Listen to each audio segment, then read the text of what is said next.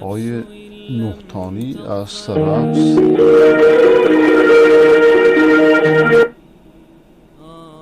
این موسیقی داره، خوب نیست.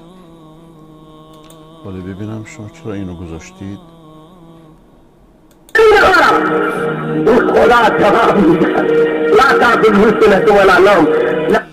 حرام و حلال قاطی نکنید، موسیقی رو با سخنرانی ها قاطی نکنید. این ظلم بر اهل علم، ظلم بر دین خداست که حرام و با حلال قاطی کنید. تجزعي وإلى موائد